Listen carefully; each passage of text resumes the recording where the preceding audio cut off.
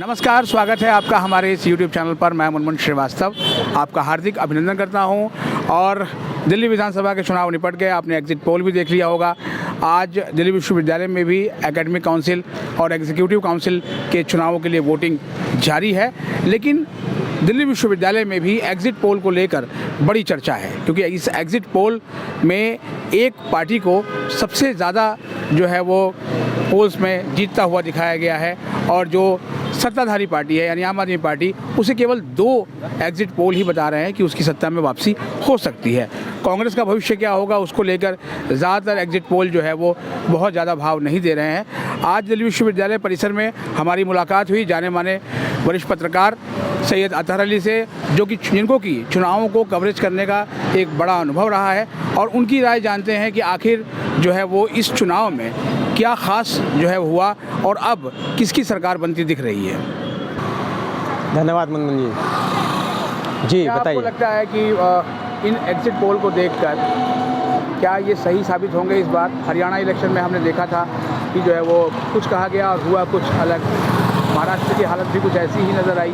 तो अब दिल्ली को लेकर धुकधुकी बनी हुई है कि आखिर जो है वो दिल्ली में क्या होने जा रहा है। आपका विश्लेषण क्या कहता है? देखिए, एग्जिट पोल के बारे में हम सब जानते हैं, और आप चूँकि खुद चुनाव विश्लेषक हैं, बहुत अच्छी तरह से जानते हैं एग्जिट पोल हमेशा सही नहीं होते, कभी कभी सही भी हो जाते हैं। लेकिन हरियाणा इलेक्शन के बाद हमने बहुत अच्छी तरह देखा कि एग्जिट पोल कैसे पलट गए।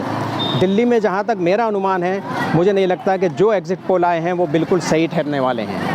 क्योंकि एग्जिट पोल कैसे किए जाते हैं ये अपने आप में एक बड़ा हास्यास्पद विषय है, और बड़ा अजीब सा लगता है कि पता नहीं लोग कैसे एग्जिट पोल कर लेते हैं। मैं एग्जिट पोल के किसी भी सर्वे से लगभग पूरी तरह सहमत नहीं हूँ। हाँ, कुछ हद तक एक आंशिक तौर पर वो सही भी हो सकते हैं, लेकिन मेरा मानना यह है कि उनको मैं सही नहीं मान सकता। अच्छा, आम आदमी हैट्रिक लगाने की तैयारी में है। बीजेपी चाहती है कि 27 साल बाद उसकी सत्ता में वापसी हो, और कांग्रेस तो अपने लिए जो है वो शीला दीक्षित का वो युग देखना चाहती है जो 2013 में जब शीला को जो है वो अरविंद केजरीवाल ने हराया था। तो क्या आपको लगता है कि इन चुनावों में क्या जो है वो स्थिति रहने जा रही है? देखिए, मैं एक एक करके तीनों की स्थिति स्पष्ट करना चाहता हूँ। कांग्रेस उस स्थिति में तो अब नहीं आ सकती जो 2013 से पहले की स्थिति थी। अब रहा सवाल आम आदमी पार्टी का। आम आदमी पार्टी हैट्रिक तो लगा चुकी है, हम इसको कह सकते हैं चौथी बार वो सत्ता में आना चाहती है। जो पहला उसका टर्म था एक बहुत शॉर्ट टर्म था, लेकिन इसके बावजूद भी उसने जो 2 टर्म फुल अपनी सत्ता चलाई है, बहुत अच्छी तरीके से चलाई है, इसमें कोई शक नहीं है, फुल मेजॉरिटी के साथ चलाई है। लेकिन जो आज की परिस्थिति है, मुझे लगता है कि हम कहीं 2013 की तरफ जा रहे हैं। जैसी स्थिति 2013 में बनी थी, चुनाव के बाद की स्थिति थी, लगभग वहीं जिसको हम हंग असेंबली भी कह सकते हैं, एक तरीके से हम जाकर वहीं कुछ रुकने की पोजीशन में हैं।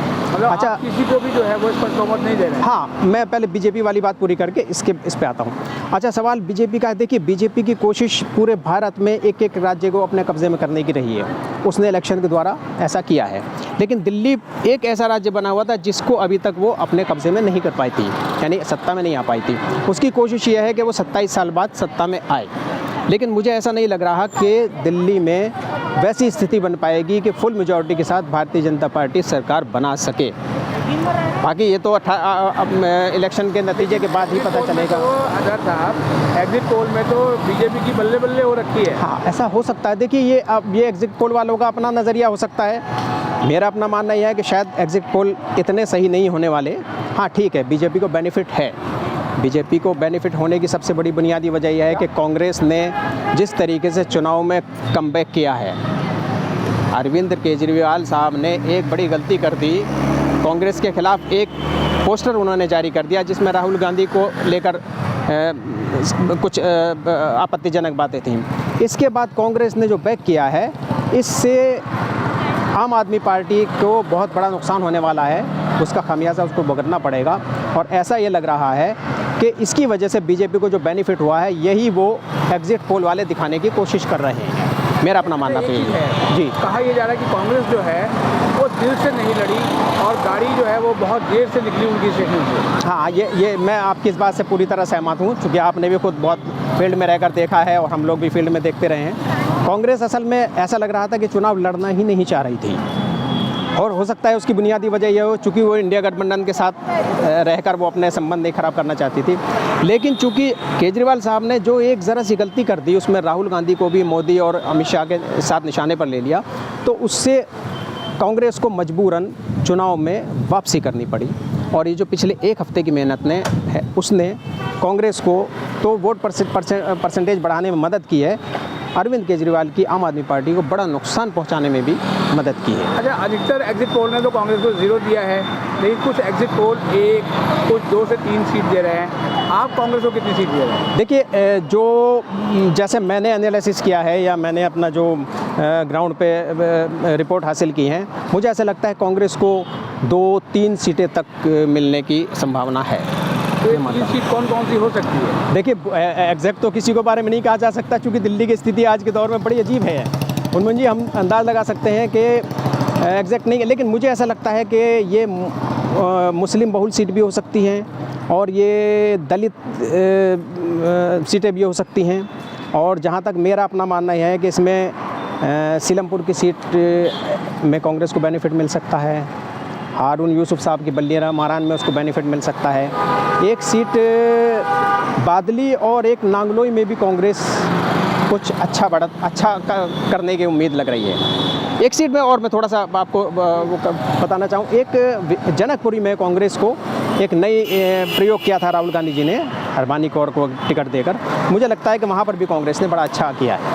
इनमें से जहाँ अच्छे वोट मिलना चाहिए, जैसा कि ग्राउंड रिपोर्ट मिल रही है, अगर इनमें से जहाँ पर भी क्लिक कर गया तो कांग्रेस 3 सीट तक चांस है उसके लेने के। इससे ऊपर आप भी नहीं ले आ रहे हैं? नहीं, मैं एग्जैक्ट बिल्कुल श्योर कहीं पर नहीं हूँ। अच्छा, जो वीआईपी सीट है, 2 सीटों की बड़ी चर्चा रही, नई दिल्ली जहाँ पर जो है वो शीला दीक्षित के बेटे संदीप दीक्षित जी जो है मुख्यमंत्री के खिलाफ ताल ठोक रहे हैं। ठीक है। वहीं पर बीजेपी के धाकड़ नेता प्रवेश वर्मा भी जो है वहाँ है, वहाँ आप किसे जीतता हुआ देख रहे हैं? देखिए, मुझे नहीं लग रहा कि संदीप दीक्षित साहब उसमें कहीं इलेक्शन में मुकाबले में हैं। मुकाबला हम दोनों में ही कह सकते हैं, प्रवेश वर्मा साहब और अरविंद केजरीवाल जी में ही मुकाबला है, और बाकी मैं तो बेनिफिट केजरीवाल साहब को ही देखूँगा। अच्छा, मनीष सिसोदिया ने जो है अपनी सीट बदली, वो पटपड़गंज से जलपुरा आ गए जी, तो इसकी भी बड़ी चर्चा रही कि लगता है भाग गए जो है डर के मारे, और वहाँ अवध ओझा आ गए। तो पटपड़गंज में अवध ओझा की क्या स्थिति रहने वाली है और जंगपुरा में मनीष सिसोदिया? मुझे लगता है दोनों ही सीटों पर आम आदमी को बेनिफिट मिलने वाला है। जंगपुरा में सिसोदिया साहब दोबारा से विधानसभा का रास्ता तलाश कर लेंगे और शायद ओझा साहब को भी मिल जाना चाहिए, जैसे कि ग्राउंड रिपोर्ट मिल रही है मेरी अपनी जानकारी के मुताबिक। अच्छा, बाकी तो रिजल्ट के बाद ही पता चलेगा जी। अगर आपसे अब एक नंबर पूछा जाए, जो आपने भी जाहिर बात है इतने एग्जिट पोल देखने के बाद खुद अपना एनालिसिस भी देखा होगा, तो अब अगर पार्टी वाइज आपसे पूछा जाए, आम आदमी पार्टी से शुरू करते हैं, आम आदमी पार्टी को कितनी तक सीट मिल सकती है? देखिए, एग्जैक्ट फिगर बिल्कुल कहना बहुत मुश्किल है, क्योंकि कल के चुनाव ने बिल्कुल उलझा कर रख दिया है। जिस तरीके से कांग्रेस ने कमबैक किया है, कांग्रेस को बहुत ग्राउंड पर काफ़ी वोट मिले हैं, उससे आम आदमी को बड़ा नुकसान हुआ है।